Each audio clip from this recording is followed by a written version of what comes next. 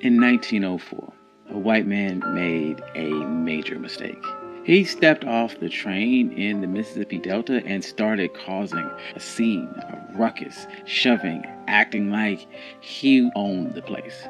In any other town in the South, if a black man touched him, it was a death sentence. The rules were very simple. White man could do no wrong, and a black man had no power. But this wasn't any other town. It was Mound Bayou. The marshal stepped out in front of the crowd, and he was a black man wearing a press uniform and a badge on his chest that gave him the full power of the state. He didn't look down. He didn't ask for permission.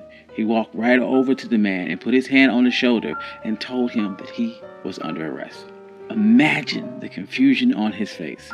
He was looking around for a white officer to save him. He was looking for a white judge to dismiss his charges. But he realized a terrifying truth. None of that was coming. The mayor was black, the judge was black, and the cops were black. For the first time in his life, the color of his skin was not a get-out-of-jail-free card. And this is the story of Mound Bayou. This is One Mic Black History. I'm your host, Country Boy. If you like stories like this, you can find more stories at onemichistory.com. But without further ado, let's get started.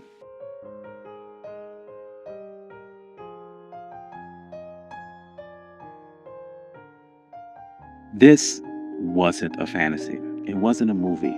This was a real place, a black fortress in the middle of one of the most racist states in America. A place where Jim Crow had absolutely no jurisdiction. People love to talk about towns that were burned, and you know some of the names: Tulsa, Rosewood, Wilmington, North Carolina. We share the pictures of the smoke and the ruins because it fits the story that we've been taught that everything we've ever built, they destroyed it.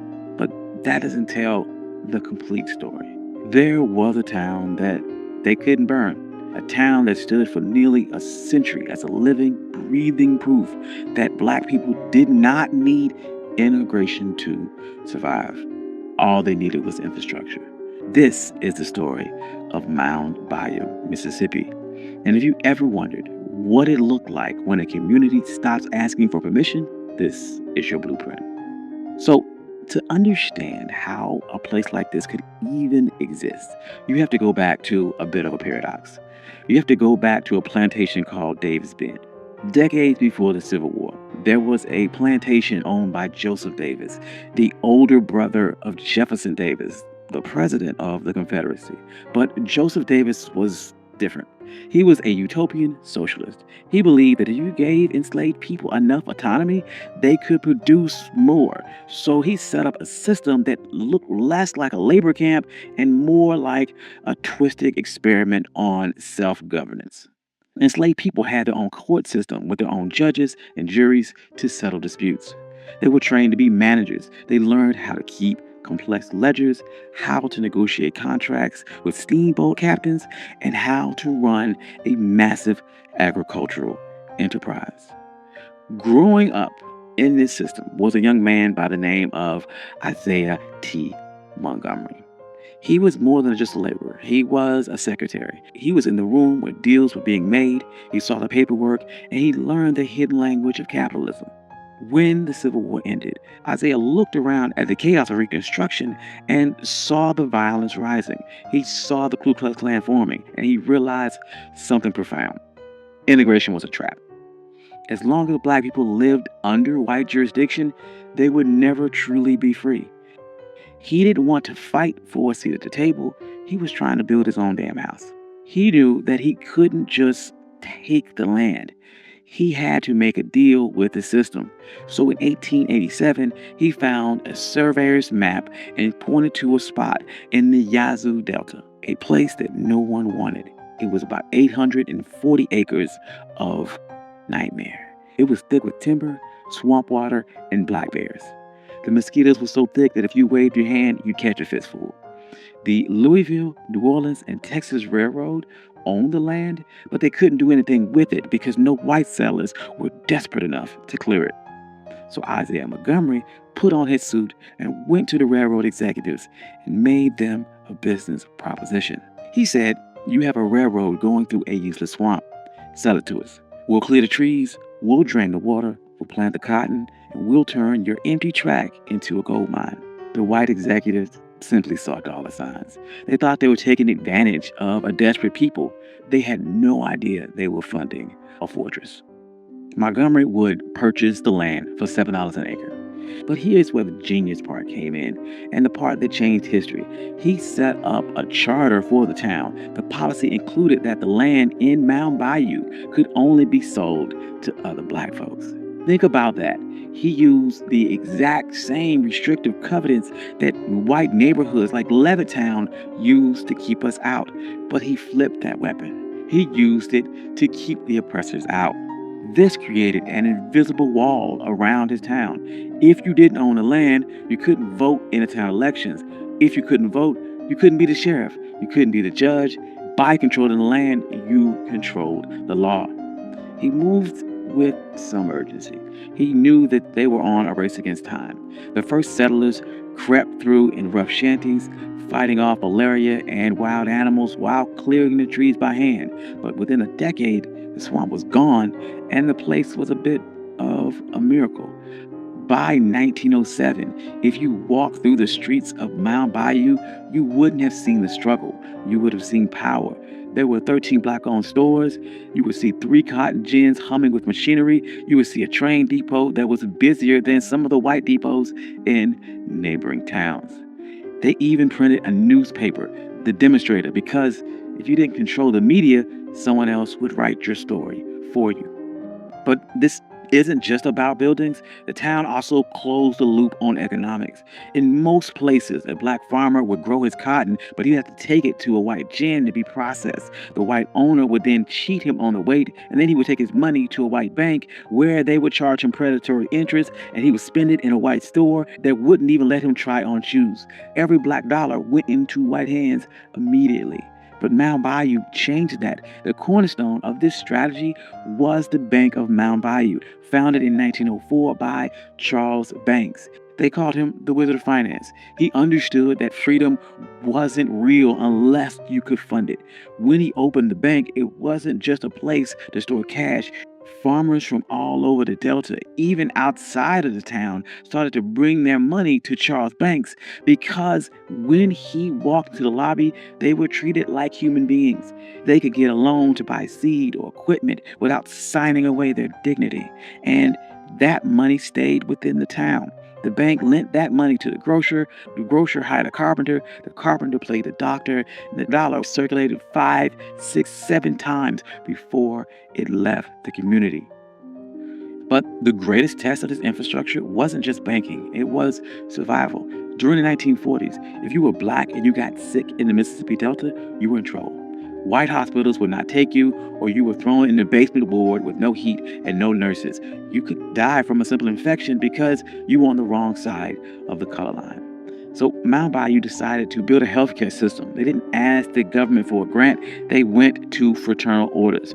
We often forget groups like the Knights and Daughters of Tabor. These were secret societies, benevolent orders where the members paid small monthly dues, mostly nickels and dimes. It was the original crowdfunding. They pulled together these nickels and dimes into a massive war chest and built the Taborian Hospital in 1942. This place was state-of-the-art for the time. It had x-ray machines, incubators for premature babies, sterile operating theaters that rivaled anything in Memphis or Chicago. They hired black surgeons and paid them top dollar, and they had black nurses in crisp white uniforms. For a sharecropper who spent his whole life being called boy, walking into a black hospital had to be a life-changing experience. The man running this hospital was Dr. T.R.M. Howard.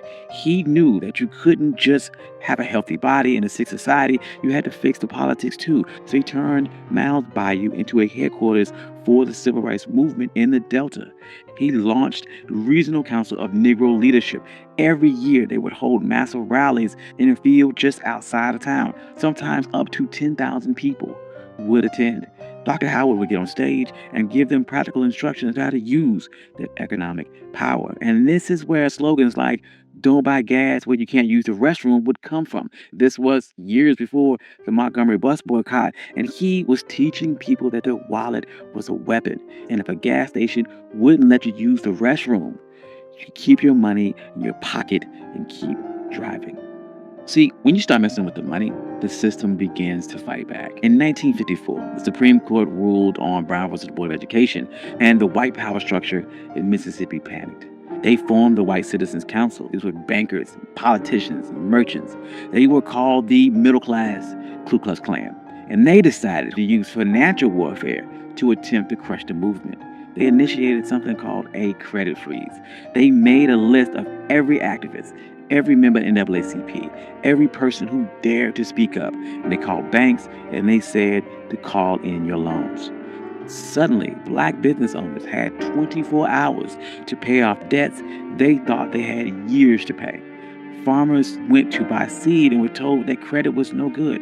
Sharecroppers were kicked off their land. They tried to starve the movement into submission. And this is where the infrastructure of Mound Bayou saved the day, because Dr. Howard and his lenders didn't have to beg for mercy. They could look at the map and they organized what they called an anti-freeze fund.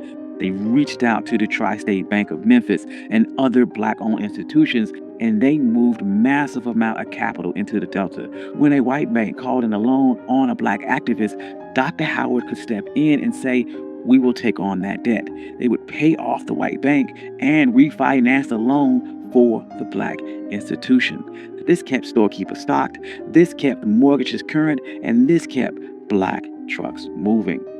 But these type of efforts don't make headlines. It wasn't a march. It was a wire transfer. That wire transfer saved the movement. It bought them time. And in a long war, time can be the most expensive commodity.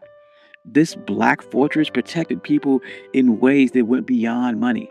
When Emmett Till was murdered just a few miles away, the trial was a dangerous farce. Black reporters and witnesses were threatened with death if they testified. Where did they go? They went to Mound Bayou. Dr. Howard turned his home into a command center. He set up an armed guard. He had a safe house. Mamie Till Mobley, Emmett Till's mother, even stayed there. They would drive them to the courthouse every morning to face that horror, and then drive back to Mound Bayou at night to sleep in the only place where the sheriff couldn't let the lynch mob in. And this brings us back to the image of that sheriff on the train platform that we began with. Now, what you need to understand is that what happened in Mound Bayou wasn't magic. It wasn't a utopia where everyone got along perfectly. It was a real place with real issues, but it was a proof of concept. It proved that poverty and chaos that we saw in other places wasn't natural. It's engineered. And when you remove the artificial weight of white supremacy, and when you allow black people to own land and control the bank and police their own streets, we didn't just survive, we thrived.